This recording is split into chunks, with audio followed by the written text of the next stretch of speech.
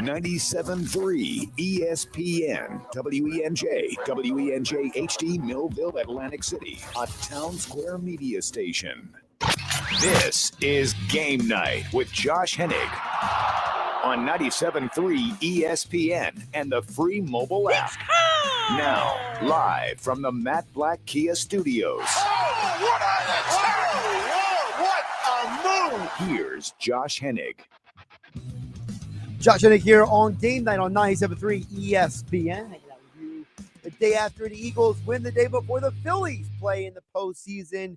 It's the fall. It's October baseball, and we're excited to talk about it all this hour here on 97.3 ESPN. As always, you can join the conversation, 609-403-0973. That is the text for also your DMs into the 97.3 ESPN mobile app powered by First Bank of Seattle. So coming up on the show, we will be joined by Rob Maaddi from the Associated Press. He will join me coming up in less than 20 minutes from now. I will get to the Phillies' thoughts in just a bit, but we are going to start with the Eagles because, yesterday was the first time the Eagles have played at 1 o'clock on a Sunday this season. And even though they only have a couple of these this year, I don't think it's a coincidence that the first time Philadelphia played at 1 o'clock on a Sunday, they came out of the gate a little bit cold. I don't think it's a coincidence at all. You look at the Eagles and you realize that this is a team that is a mixture of veterans and young players. And when you have a team that's a mixture of veterans and young players, you are bound to have some changes, shall we call it. And among those changes is the reality that the Eagles are a team that week in and week out is going to be aimed at. They are going to be targeted by everyone in the league. Everyone in the league knows this is the team that won the NFC. This is the team that had a chance to beat the Kansas City Chiefs in the Super Bowl. And like the Chiefs, every team in the league is going to bring, or at least try to, bring their best effort each and every week. Look, it's not a coincidence that the Jets had a close game with the Chiefs last night. They did because the Jets knew, hey, if we prepare and we have all of these notes on the Chiefs, we can maybe beat them. So for a team like Philadelphia, they are now in the be hunted category. They are no longer in the we can surprise people category. And to me, that's a big part of what I saw in the game yesterday. Now, of course, there are specific takeaways, positive and negative, that I have. The first positive I took away was I love the fact that the team did not try to outthink the room. They didn't try to do anything that was foreign to them as a team. They said, okay, this is not working. For example, some of those crossing routes, they just weren't getting the separation they wanted. So they said, look, we're going to go deep or we're going to run the ball. And that's where they had a lot of their success. Now, where they didn't do things well yesterday, one of the negatives I had with yesterday's game was the fact that you saw the return of the soft coverage zone. That zone coverage that we saw week one. And I don't know if Sean Desai is just kind of coach who assumes or presumes or whatever label you want to put on it, that because he's playing Mac Jones and Sam Howell, he can get away with certain coverages, but he's obviously wrong. I saw some of the same coverages yesterday that I saw week one against the Patriots. These soft guys, these guys are backing off 5, 10, 12 yards off the receiver, giving them way too much space to work with, way too many opportunities to put yourself in a position where the team can basically find open space in front of you. And I understand that yesterday the Eagles were without two of their safeties, Sidney Brown and Justin Evans. But there's not a reason why you should just completely back off of every receiver going out in coverage. You saw Logan Thomas have a good game yesterday. You saw Terry McLaurin have some big catches. Josh Dotson have some big catches. And in many parts of the game, it was because, for whatever reason, the Eagles organization is okay with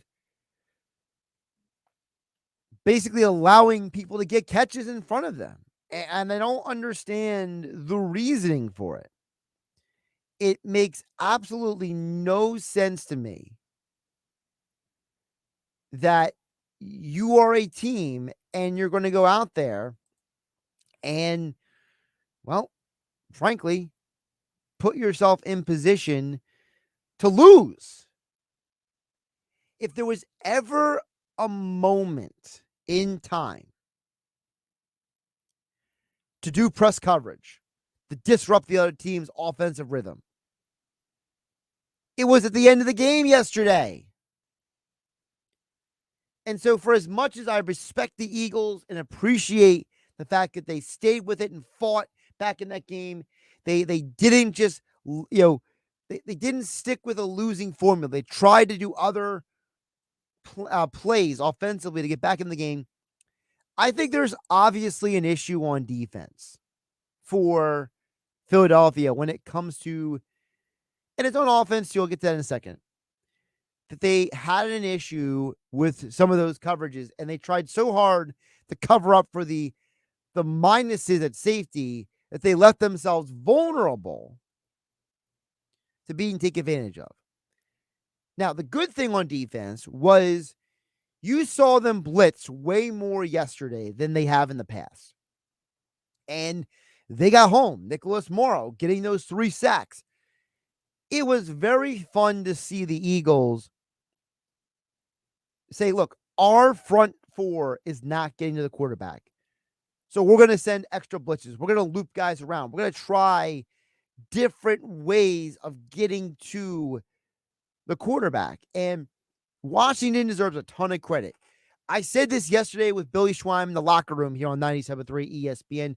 We were on the radio yesterday morning for the Eagles game, and I said, I'm concerned that Ron Rivera, Jack Del Rio, and Eric Bieniemy are going to have something for the Eagles. And I didn't want to be right.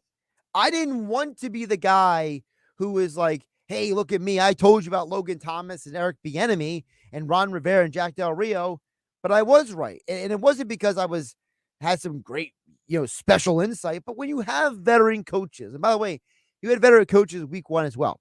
Week 1, you had Bill Belichick, Bill O'Brien. You had guys who have been around the league, seen different formations, schemes, calls, scenarios. They've seen patterns before, and they adjust. Well, you saw it yesterday as well. The veteran coaches, the coaches with the best coaching staffs, seem to have an answer for the Eagles. Now, it's not an overt negative against Sean Desai. It's not an overt negative against Brian Johnson, but maybe there is a lack of experience going on here that as the season goes on, these guys will become better at calling plays, making adjustments in games. That's kind of how I'm looking at it. I look at it as there is a situation with Philadelphia where maybe Desai and Johnson are nowhere near as good as they're going to be.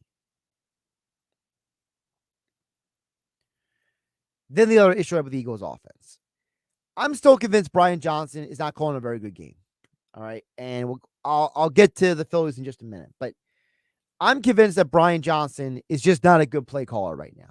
Now, he may get better as the year goes on. But I do think that for a team like Philadelphia, there needs to be an honest conversation about these predetermined routes and throws and formations where I think that either you got to give Jalen Hurts more freedom to call the play at the line of scrimmage and change the process of the pre-snap, post-snap play that's going to happen, or you're going to have to call a better game. because some of those plays yesterday, like for example, why are you allowing Jalen Hurts to have only half the field on some of these throws? Why are you allowing Jalen Hurts to option out of some of these run plays? I can't blame it all on Jalen. I think Jalen has made some poor decisions yesterday, but I think the coaching staff made some poor decisions as well. You either got to let this guy run the offense, or you got to just be better at handling the controller that is dictating what Jalen Hurts is doing. 609-403-0973 is the text board to get on the conversation. Josh Hennig hanging out with you here on Game Night on 97.3 ESPN. Now to the Phillies. The Phillies got the Marlins. And I know for a lot of people, they look at the Marlins as the great thorn in the Phillies side. But when I did a little research, I found that the Phillies have only lost to the Marlins because they let the Marlins beat them. You go through the Phillies last several years, okay? Were they 6-7 against the Marlins this year? 12-7 last year, 9-10 in 2021, 3-7 in 2020, and 9-10 back in 2019. That's a losing record almost every year but last year. But what happened in all those years was only one of those seasons with those records against the Marlins did they have a negative run differential. It was the infamous 2021 season where the Phillies led all of baseball in blown saves. And so I go back and think, are the Marlins a thorn in your side because they're the pest that won't go away? Or are they a thorn in your side because they got a hold of you early in seasons before you found your way? Or they caught you when you had bad bullpens? Remember, the Phillies could have made the postseason multiple times in recent years if they didn't have some of these poor bullpens, these implosions to the Marlins over the years. So when you have 2 years of going 9-10 against Miami, when you have this year going 6-7, but you have a plus run differential in those matchups, it just makes me wonder, are the Marlins just a pest and you're still the better team?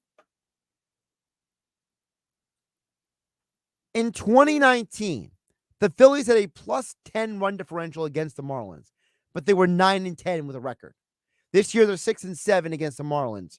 Again, that's a 4-year gap. They're a plus 9 run differential. It's almost the same deal. You're outscoring them, but they're still beating you. And maybe it just comes down to playoff baseball. The Phillies are more experienced than the Marlins, and that could be the key. Zach Wheeler, 3 starts against the Marlins this year. He has a 3 ERA. He also has 17 strikeouts in 18 innings pitched, 15 hits allowed. Wheeler is the Phillies' best pitcher. And the Phillies got to find a way to get to Jose Luzardo tomorrow night. The key is going to be Zach Wheeler needs to pitch well enough, long enough to give Philadelphia the opportunity to wear down Luzardo, score some runs on him so they can get it to the bullpen and get game 1. Because game 2 is going to be tenuous. This season, Aaron Nola has a 6.75 ERA in 3 starts against the Marlins. He has given up 24 hits and 16 innings pitched this year. So to me, the key for the Phillies is you got to win game 1.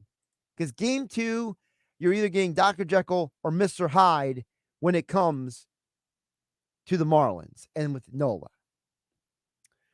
All right, I see text coming in. I see George in Summers Point, Dan in EHT, Andrew in Summers Point. I'll get to all your messages a little bit later in the hour. But coming up next, Rob Maaddi from the Associated Press joins me to talk about the Eagles and the NFL after week 1 of the season. I'm Josh Hennig. This is Game Night on 97.3 ESPN FM and 97.3 ESPN mobile app. It's powered by First Bank of Sea Isle. Catch Phillies playoff baseball on 97.3 ESPN. Can the Phillies make a return trip back to the World Series this season? Listen to find out. It's Phillies Marlins Game 1. Tomorrow, coverage begins at 7:30. The road to the World Series starts here. Cut on and miss, struck him out, and Wheeler has been sensational. On 97.3 ESPN, your home for Phillies playoff baseball and the 2023 World Series. Go to get your game on at the Gallery Bar Booking Games in Ocean Casino Resort this football season. Cheers your favorite drinks while cheering on your favorite team. Get in on the parlay while in the middle of a party. Go for the sports scene and go for the endless screens. Go to the Gallery. Go to Ocean. Go for the win. For more information, visit theoceanac.com. Must be 21 or older to wager or consume alcohol. Gambling problem? Call 1-800-GAMBLER. What's for dinner? Burgers? After last week, no thanks. Avoiding foods due to fear of diarrhea, gas, bloating, stomach pain, or loose, oily stools? It may not be just stomach issues. It could be EPI, or exocrine pancreatic insufficiency. EPI can cause uncomfortable symptoms because it's a condition where the pancreas doesn't release enough digestive enzymes to break down food. But EPI can be managed. Use the symptom checker on identifyepi.com and talk to your doctor about your symptoms. That's identifyepi.com. Sponsored by AbbVie. Stuck in a loan or lease? AJ the Trade Man wants to get you released. Oh, yeah, it's on at Matt Blatt Nissan. Used car values are declining rapidly. Every mile, every dent, every chipped windshield could be costing you thousands. But AJ the Trade Man has got you covered, even if you owe thousands more than your trade's worth. Then drive home a new Matt Blatt Nissan with 0 down, 0 payments for 90 days, and 0% financing on every new Matt Blatt Nissan in stock. Plus, with your job clearing $350 per week, Matt Blatt Nissan wants to approve you with 0 down and 0 interest for 36 months. All backed by Matt Blatt's 4-day love it or leave it return policy. So bring any trade to Matt Blatt Nissan because AJ the Trade Man is in need of more trades. Only at MattBlattNissan.com. On approved Tier 1 credit through NEMAC. Negative equity will be refinanced at the new vehicle plus tax tag and $589 doc fee. Offers can't be combined. 0% for 36 months. Call 877-289-6670 or go to MattBlattNissan.com for complete details. Offer ends 10/7/2023. It's on at Matt Blatt Nissan on the Black Horse Pike, Egg Harbor Township. Yo, J Balvin here. Verizon just hooked me up with a new iPhone 15 Pro with titanium. How can you get one? By switching to my plan at your Verizon store, get the amazing new iPhone 15 Pro on them. When you trade in any iPhone, any model, any condition, guaranteed. And listen to my new song, Dientes, on your way to get the new iPhone 15 Pro. Don't miss out. Switch to my plan from Verizon today. It's your Verizon. $999.99, 128 gigabyte only. Device payment purchase or full retail purchase with new smartphone line and unlimited ultimate plan required. Less $1,000 trade-in or promo credit applied over 36 months. Promo credit ends if eligibility requirements are no longer met. 0% APR. Next question. This place is known for its extraordinary financial services since 1902. Contestant 3? Motion First Bank? Oh, nice try. Sorry, everyone. The answer we were looking for is Ocean First Bank. Ocean First. But the good news is everyone goes home a winner with convenient access to deposit services, mortgage loans, business financing solutions, and digital banking options for business and personal accounts. Through local branches and online banking, your needs always come first at Ocean First Bank. Now get 5.25% APY when you open a 6-month CD with at least $10,000 of new money to Ocean First. Learn more. Open yours with a local branch or at oceanfirst.com. Restrictions apply. Equal housing lender, equal opportunity lender. Quick, the quicker picker-upper. Bounty picks up spills quicker, and each sheet is 2 times more absorbent, so you can use less than the leading ordinary brand. So you can get back to your night. Bounty, the quicker picker-upper. 97.3 ESPN has teamed up with Seize the Deal for incredible weekly offers from some fantastic local restaurants. Here's this week's big deal. Get a $50 gift card for use at Trio North Wildwood for just $25. Get this great deal starting Friday at 9 a.m. at seizethedeal.com. Hurry, chances are this deal will sell quickly. For more info on this great deal, go to seizethedeal.com. SeizeTheDeal.com. You're listening to Game 3 ESPN and the free mobile app. Don't forget, Game Night is being brought to you by Jenkins and Sons. As the fall is here and winter is just a couple months away, are you sure that your home is ready for the change of seasons? They get warm again this week here in South Jersey, and then we know what's going to happen. It's going to be a drop in the weather again. Well, don't call the drain guy, the heater guy, the plumbing guy to get your home taken care of. Just call Jenkins and Sons at 609-641-6440. Call Jenkins Plumbing and Heating today about how you can save money on your utility bill. 609-641-6440 online at jenkinsandsons.com. All right, let's get more into the football conversation now. Rob Maaddi covers the NFL for the Associated Press. He is back with us for another week of football talk here on 97.3 ESPN. And of course, Rob conveniently over his shoulder has a Phillies P up there. So I know Rob will be watching the Phillies very intently as well. How you doing today, my friend? I'm doing great. I'm actually in Cherry Hill at my brother's in my brother's house. So he's got an incredible setup down here. This is beautiful. you're almost saying I almost want to keep this set up, right?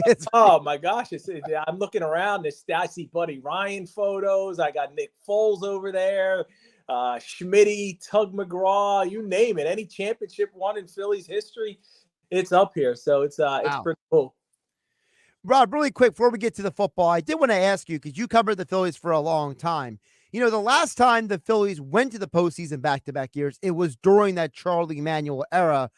And so, you know, for you looking at the Phillies, you know, what is the significance for you as someone who's seen the Phillies in different iterations to see them? Because people forget, you know, in 90, they went to one postseason once in the 90s, and that was 93. You know, when they went to the World Series in 80 and 83, there was a year in between.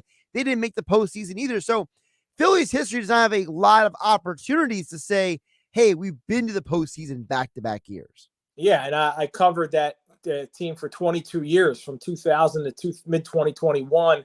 So that was the glory days, that 2007 through 2011 stretch, man, when they went in 07, lost to the Rockies, went in the World Series in 08, and then lose the World Series in 09, and we know what happened in 10 and 11. But those were some of the greatest teams that I've ever seen in Phillies history, and obviously grew up on Schmitty and all those guys. And just to see where this team is now, of course, they got to win a World Series to be in that conversation, right? But this team's got the talent. They're built for the postseason, built for October. But I'd still be concerned each game, because you never know who's going to show up in the pen. You don't even know which Aaron Nola will show up in game 2, and if Zach Wheeler might get hit around a little bit. But this is a team, Josh, that is built to win right now, and it's exciting, man. I thought that Red October stretch from 07 to 11 was some of the most fun times I've had covering any team in Philadelphia sports, and that includes the Sixers in 01 when they went all the way to the finals. I covered that team and watched that run. Never heard a building louder than the Wells Fargo Center, or whatever it was called at that time, when the Sixers clinched in Game 7. But it's different. Of course, obviously, you had the Eagles in 04 and in 17 winning the NFC Championship, both times at home. I think the Phillies have a real home field advantage in baseball, which is kind of rare, because we've seen guys talk about how tough it is to come into Citizens Bank Park and have all those fans rooting against you, and cold weather. And well, not this week, that's for sure. But I didn't hear today, Josh, but I heard Skip Schumacher reference coming in here with the Cardinals in 2011 and winning Game 5 when asked about the crowd noise and the home field advantage. So he kind of fired a shot there. Yeah, I mean, well, you know how it is. You know, guys are always picking and choosing when they want to have those those conversations. I mean, Rob, you've been around enough athletes to know that these guys, they hold on to this stuff, and then they all of a sudden, oh, by the way, it's not by the way, you planned to say it when you said it. Yeah, no doubt. But that was the 2011 Cardinals, who were able to deal with the crowd noise in the Phillies, but they were a slightly more talented team than this Miami Marlins. They were also a more veteran team than this Miami Marlins team. Yeah, and I mean they had Pujols, Wainwright, Carpenter, and all those guys on that team, and they knew what it would take. And I don't know if this Marlins team is equipped to handle it. So I could see the Phillies sweeping. I could see it going to 3 games. And I can also, being somebody who was born and raised and lived here and saw it all, you can also think of the worst and the worst case scenario happening too. But I'm excited for it to unfold. Well, Rob, you were there yesterday for the Eagles' overtime win against Washington. And I wanted to start with you with this because the Eagles are 4-0. So let's start with the positives. Let's go negative. Let's go positive here. For you, what has been the biggest reason why Philadelphia is 4-0?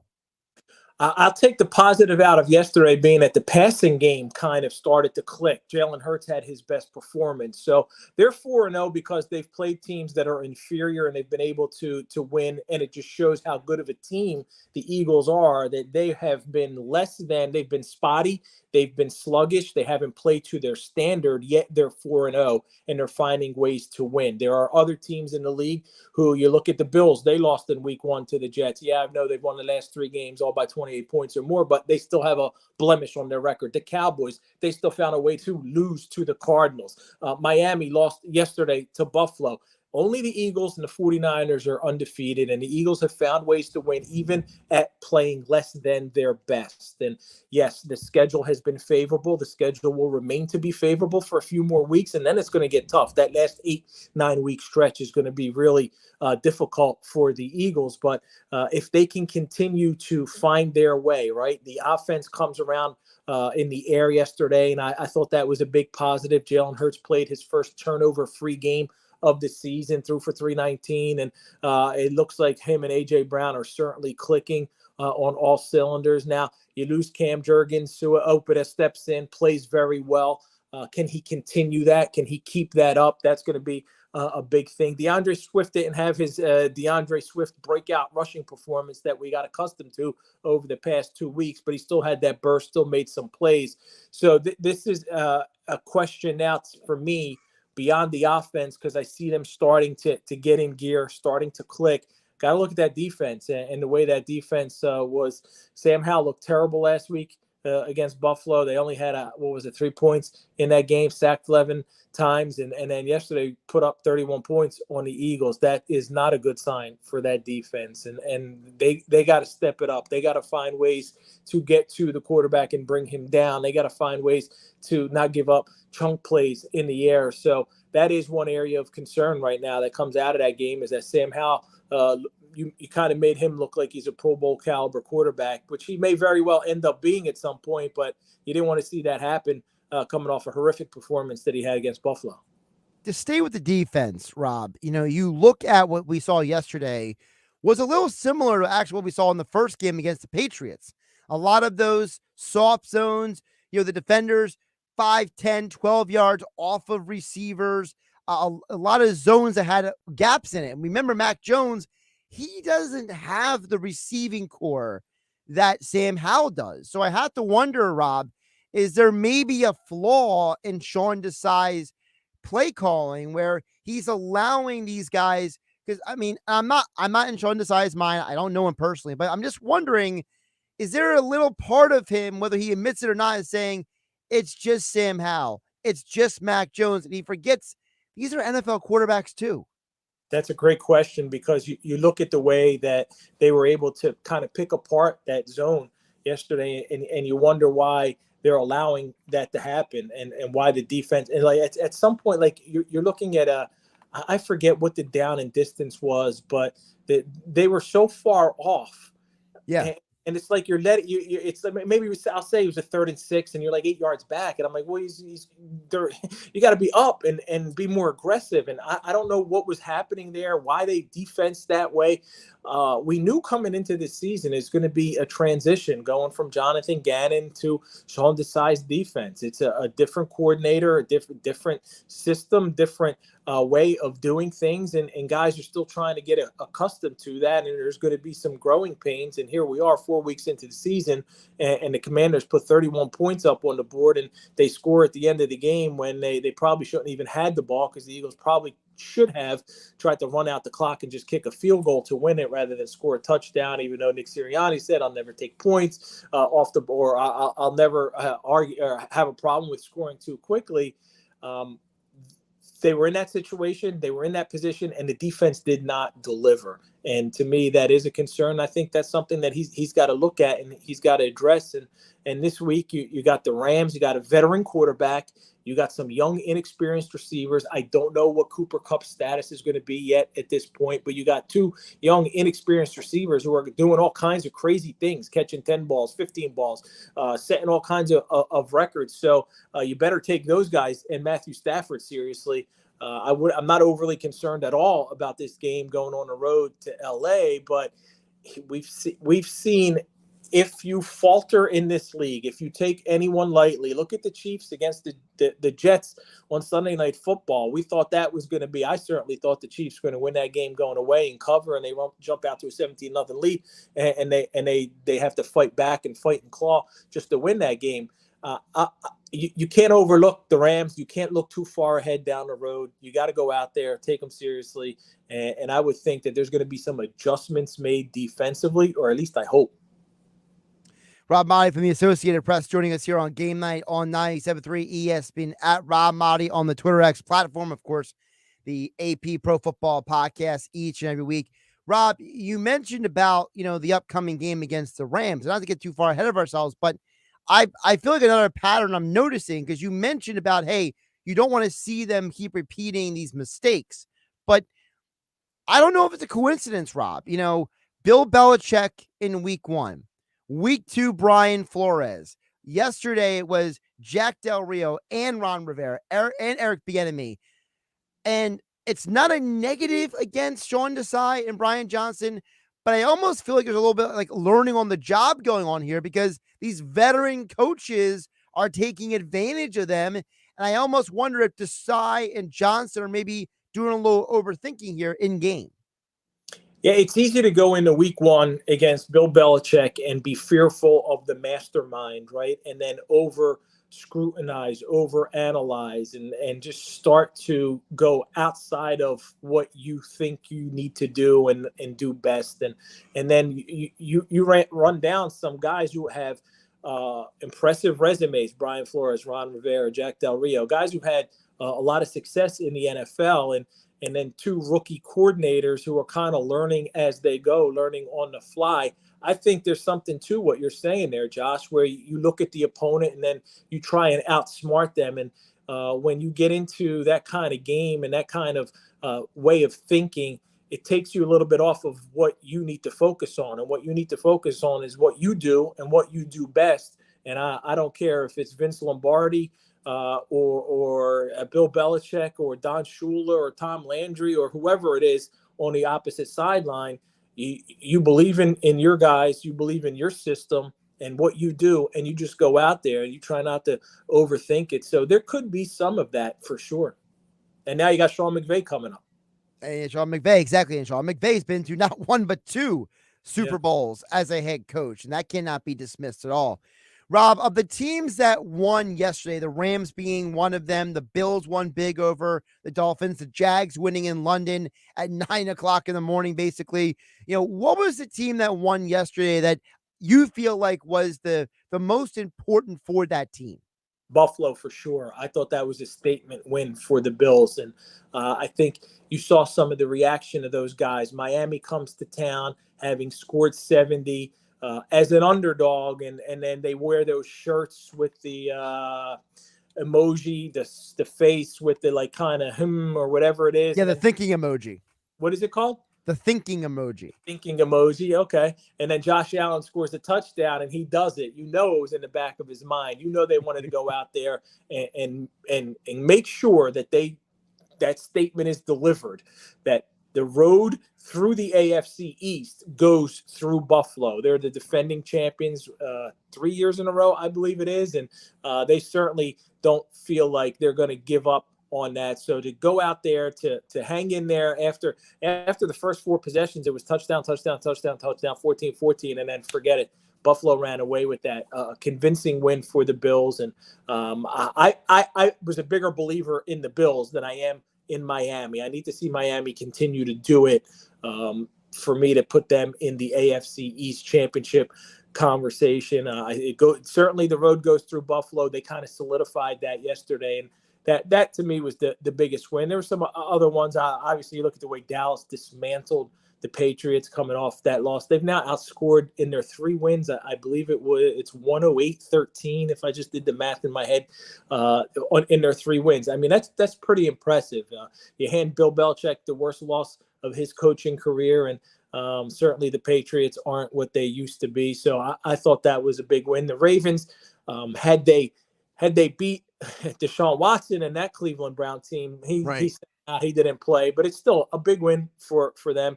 Baltimore needed to get a W on the road, and they got it. And then of course the Eagles, man. Like I think anytime you battle a division opponent, you find a way to overcome some adversity. That's a big win to get the 4-0.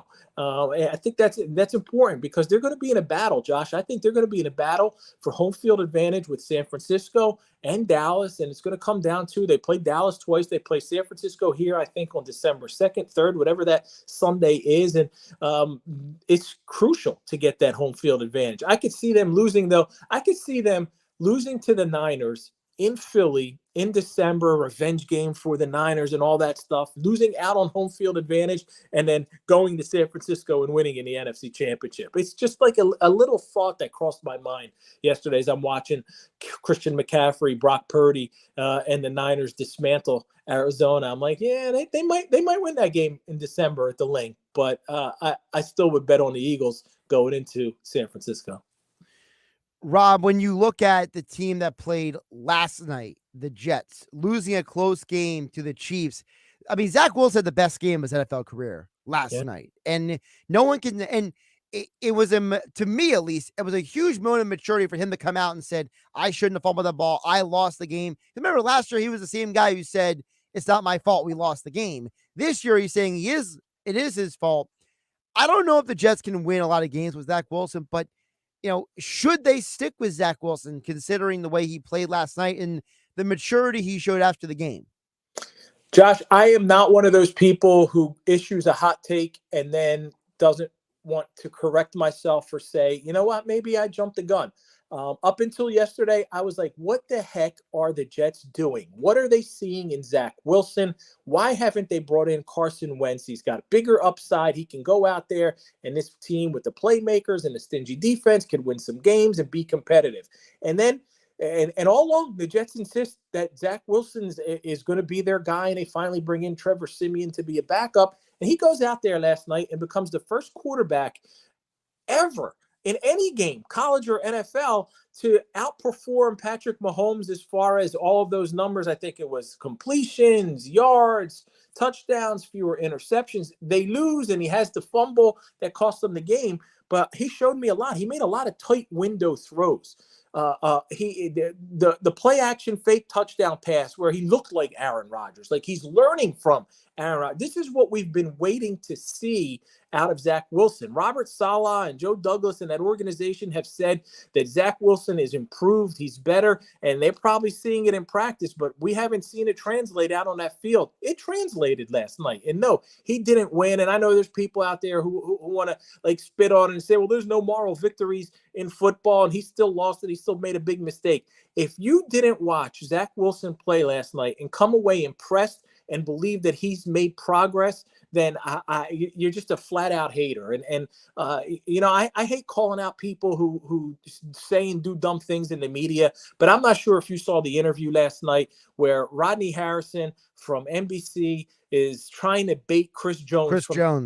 Into saying, like, Rodney Harrison basically flat out called Zach Wilson garbage. And to Chris Jones's credit, the utmost professionalism, handled that interview terrifically. I thought it was garbage out of Rodney Harrison to handle that interview the way he did. Like, you don't have to sit there and try and to bait an opponent to say something negative about the quarterback who just beat him, and that or almost beat him. They beat him, but that's how you get beat in the NFL. If Chris Jones goes out there and starts trashing Zach Wilson, and other defensive players are trashing Zach Wilson, you take them lightly, you're not going to win a football game. So I was, I was very impressed last night. They didn't win, but I have now come off my, you got to go out there. But if he continues to play like that, they're going to win some games. Rob, before I let you go, and I don't even know if you have a good answer for this question, but obviously this Taylor Swift, Travis Kelce stuff is getting a lot of media coverage, and a lot of people have been critical of NBC for turning over to Taylor Swift last night. But the numbers show that there was a 33% bump in viewership last night, from what I know an average Sunday Night Football game has. Do you think that the NFL and their partners are doing a good enough job at balancing this balancing act, or do you think there needs to be a little bit more delicacy with it? Oh, I think they're milking it for every ounce of ratings and jersey sales and ticket increase that they can get. Make no mistake, the NFL is loving this. Like, I was on an NFL call last week, and it was just a call with a couple executives, a conference call, and they joked about Taylor Swift, and they laughed at we kept it under 2 references to Taylor Swift, but they certainly are fully. Look at their social media team and how they're reacting to it. Like, the NFL knows that Taylor Swift and her Swifties and her legions and millions of fans are good for business, and they have embraced it. And they will continue to embrace it. And anytime she's even remotely thinking about going or attending an NFL game, whether it's Travis Kelce and the Chiefs or anyone else, they're going to roll out the red carpet. They're going to make sure there's a suite available to her, any of her Hollywood friends, anyone else. Who was there? Blake Lively, Ryan Reynolds, Hugh Jackman last night, and of course Donna Kelce. Like, you can't have a 2 games in one day for Donna. Yeah, I thought about doing that, but nobody would have cared about me like they did about Donna Kelce. I'm driving on the bridge going home from the Eagles game, and I'm like, I'm stuck in traffic on the Walt Whitman Bridge. There ain't no way I'm gonna make it. Like, if I'm not gonna make it by kickoff, I don't want to be there. Right. So I didn't go for it. I didn't make that ride up to see that game. But make no mistake about this, man. The NFL loves the Swiftie, legions and legions of fan just jumping on the bandwagon. I can't believe it. I don't understand it. But it's the world we live in right now, Josh. Well, one thing I know for sure, if Taylor and Travis are still dating by November 20th, a lot of Eagle fans are going to be wondering what Taylor Swift's going to do, because when the Eagles play the Chiefs, she's supposed to be an Eagles fan, right? Yeah. Well, will her movie have come out by then? Right? Isn't there like the Eras Tour movie releases in like a couple of weeks? So she's basically buying herself free advertising. Yeah, it's not this week, it's next weekend. Yeah. Next week, yeah. So by then, maybe she will have moved on to other pursuits.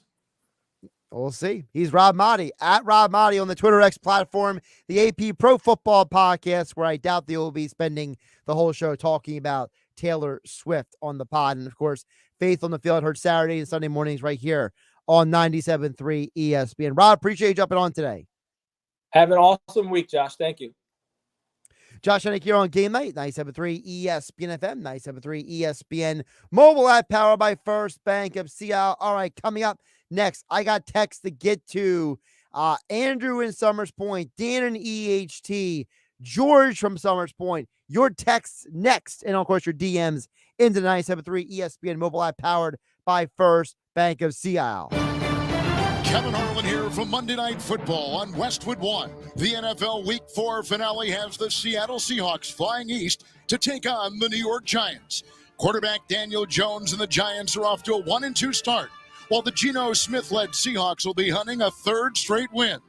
Join me and Hall of Fame quarterback Kurt Warner for all the action on Monday Night Football. Listen to Monday Night Football on 97.3 ESPN. Coverage begins at 7:30. For a healthier life, trust the experts at Cape Regional Health System. Cape Regional Health System serves Cape May County with high-quality, comprehensive care, including Cape Regional Medical Center, 3 urgent care facilities, Cape Regional Physicians Associates with over 50 primary care and specialists, radiology, lab, wound care, and physical therapy services, plus radiation oncology at the Bro Desert Cancer Center. Call 609-463-CAPE for more information. Cape Regional Health System, for a healthier life.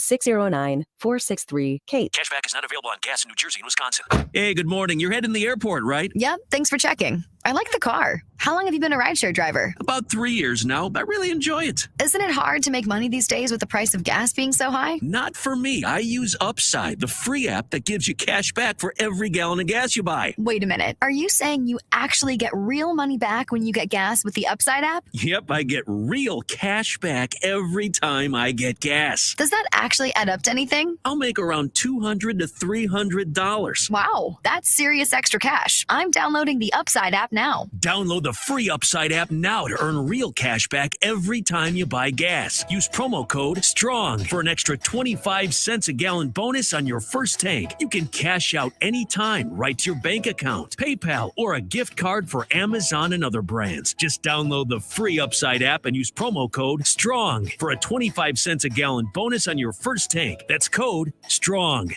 97.3 ESPN has teamed up with Seize the Deal for incredible weekly offers from some fantastic local restaurants. Here's this week's big deal. Get a $50 gift card for use at Trio North Wildwood for just $25. Get this great deal starting Friday at 9 a.m. at seizethedeal.com. Hurry, chances are this deal will sell quickly. For more info on this great deal, go to seizethedeal.com. SeizeTheDeal.com. For the ones who get it done, the most important part is the one you need now. And the best partner is the one who can deliver. That's why millions of maintenance and repair pros trust Grainger. Because we have professional-grade supplies for every industry, even hard-to-find products. And we have same-day pickup and next-day delivery on most orders. But most importantly, we have an unwavering commitment to help keep you up and running. Call, click Grainger.com, or just stop by. Grainger, for the ones who get it done. A lot of Cannoli's energy started to bounce back. She has a lot of puppy moments, and she'll be 14 this summer.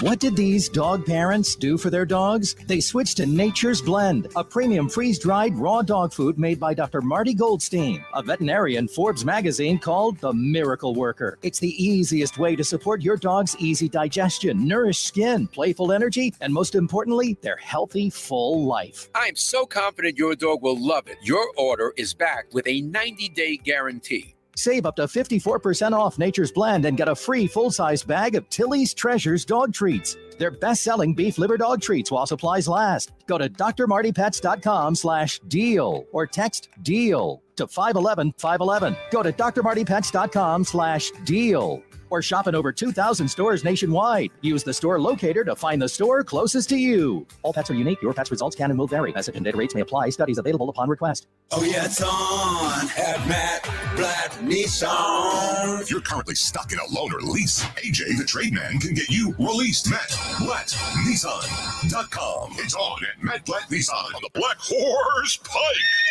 Egg Harbor Township. With fall appliance savings at the Home Depot, we'll get your kitchen clicking. With new Samsung refrigerators with extra large capacities, or dishwashers with space-saving solutions that can fit so much you won't need the kitchen sink. Plus, with convenient shopping in-store and online, your savings are just a click away. Get up to $2,000 off select kitchen bundles. The Home Depot. How doers get more done. Pricing valid September 28th through October 18th. Gas range extra. U.S. only. See store or online for details. Good news, New Jersey. More residents are getting quality, affordable health coverage through Get Covered New Jersey. Established by Governor Murphy, Get Covered New Jersey offers increased plan choices and more savings than ever. If you recently had a life event such as marriage, pregnancy, or insurance loss, you may qualify to enroll now. 9 in 10 enrolling get financial help for plans that include preventive care, prescriptions, and more. No-cost coverage. Find your plan at getcovered.nj.gov. Now, more Game Night with Josh Hennig on 97.3 ESPN and the free mobile app. All right, let's get to you guys' messages over on the text, the DMs. Export open 609-403-0973. DMs into 97.3 ESPN mobile app powered by First Bank of Seattle. Don't forget tonight on 97.3 ESPN and on the 97.3 ESPN mobile app.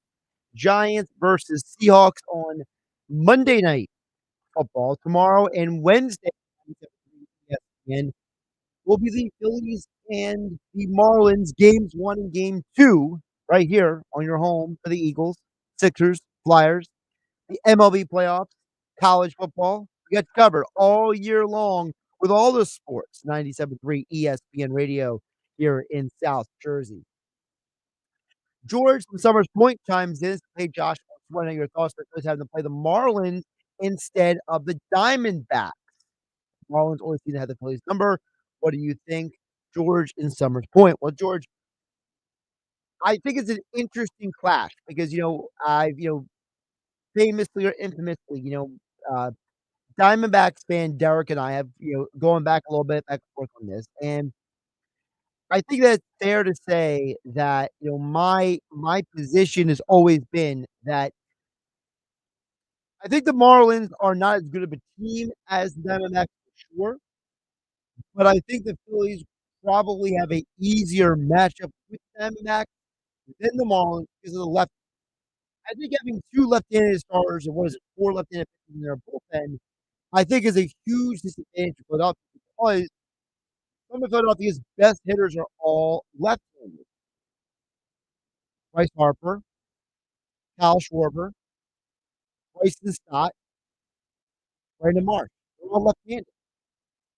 And the problem for Philadelphia is we know what JT Realmuto has been, but he has not been consistently that level of player this season. We know what Rojas has done for a few weeks now. Now he's gotten better seemingly each and every week. But there's no guarantee that Rojas is going to be able to translate that in a 3-game series tomorrow. Alec Bohm has been a clutch player this year. Nick Castellanos had over 100 RBI this year. But there's no guarantee that Bohm or Castellanos are going to get the opportunities in the game against the Marlins. So I think that I would say, while the Marlins are not as good of a team as the Diamondbacks are definitely going to be in a position to potentially beat the Brewers. Right? First, if I had to pick between the Brewers and the Diamondbacks, I would pick the Diamondbacks. I think the Diamondbacks are a better team than the Brewers overall. I generally think that the Marlins are a more difficult matchup. That's how I look at it. And they beat the Marlins? Absolutely. Will it be easy? Probably not. Dan and EHC says, hard to believe the Marlins have been without Alcantara and Luis Arias to keep winning games. Yeah, it's actually, you got to give the team a lot of credit. That team has found ways to win. And by the way, they're also doing well up there to mention. Luis Perez didn't pitch half the year, and he's their best pitcher. And they keep shutting him down with all these inning limits. And you have to wonder, if Perez was pitching in this series instead of, whoever's going to pitch. I don't even know who's going to pitch Game 3. They have not even announced who the Game 3 starter is at this point. So, we know that Luzardo is pitching Game 1, and we know that Game 2 is going to be Braxton Garrett. We don't even know who's pitching Game 3. I think if you're the Marlins, you feel a lot better if it's Yuri Perez than fill in the blank random dude who may be available that day. That's kind of how I look at it.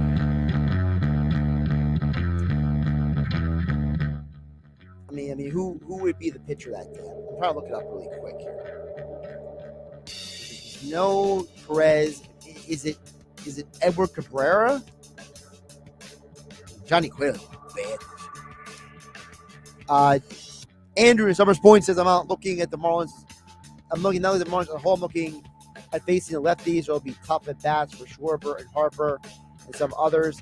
Got to get to the bullpen. They got 5 lefties ready to go. Yeah, the left-handed issue, everyone agrees, is definitely going to be the big matchup issue. Danny HC says, Hurts seemed to be a slapstone in decision-making sometimes. I'm not surprised because Josh Allen was going through that a couple games as well. I think Hurts will be fine.